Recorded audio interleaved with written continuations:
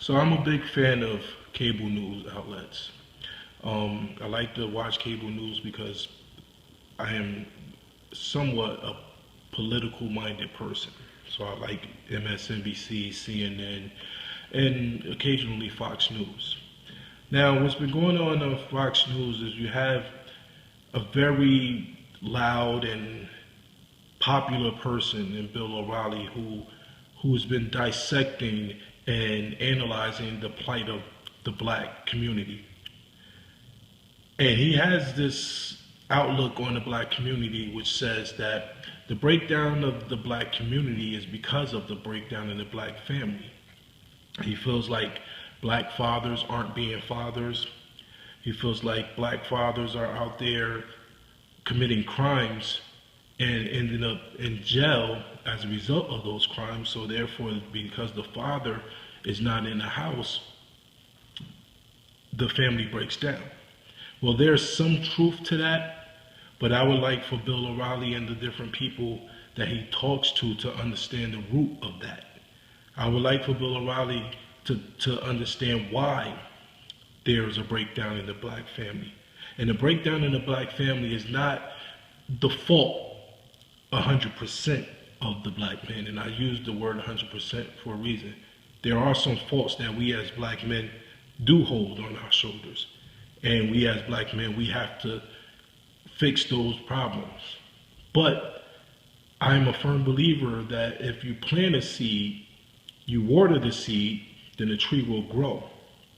And I just spent a few hours on Friday watching the movie Selma, which I think is a great movie. I think is a great depiction on what Martin Luther King had fought hard for and went through in 1965 with the Voters' Rights bill that he was trying to get passed. I think it was a great depiction of Lyndon Baines Johnson, because I've always felt that Lyndon Johnson was more political than his love. He had more politics than love for the African American people, and it showed that in that movie.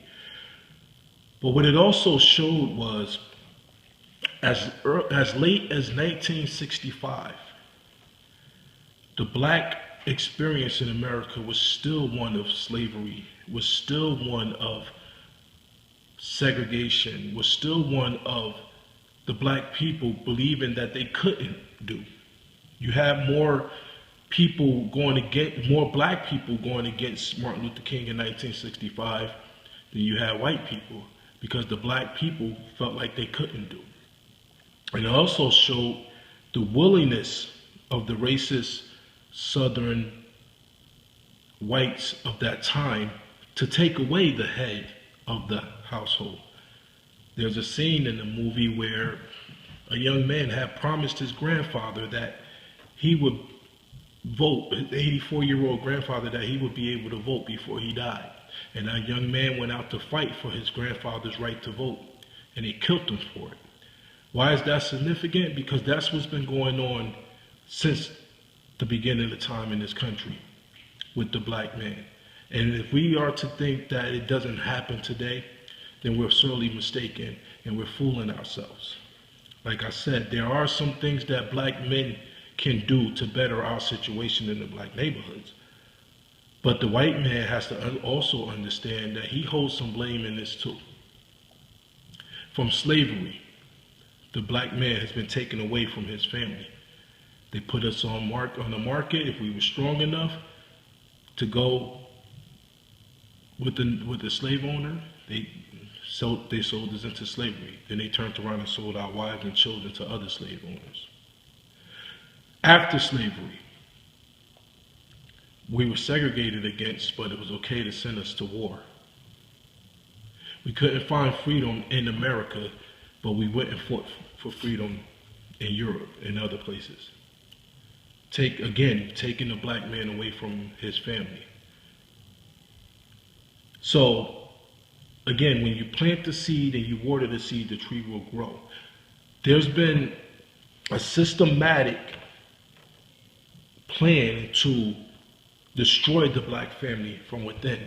And the way you destroy anybody is by taking the head away. You cut the head off, the body will fall. The head of any family is the man. And in the black families, where you have such a high incarceration rate in the black family, when you have more black men in prison than any other race in this country, that will destroy the black family. That will put the black woman in a position where she has to be the mother, the father, she has to be the provider, she has to be the homekeeper. That will put her into a position that she's not, that she is not supposed to be in. Not saying that black women aren't leaders. What I'm saying is, there are supposed to be the husband. There is supposed to be the husband, the wife, the children. And the wife has a role as well as the husband. And when you take the husband out of his roles, then you start to see a lot of the things that we see in the black community. There are a lot of men in jail, black men in jail right now, in prisons, for nonviolent crimes. There are men in jail doing over 50 years for marijuana charges. But there are murderers who get out of jail quicker than a black man selling marijuana on the street. The Rockefeller laws of New York is an example of how this country that we live in has systematically torn apart the black family. And if we get to the root of the reason, and we start to deal with the root of the reason, I believe we can affect change. If we stop looking at the black man as a boogeyman, I believe we can affect change.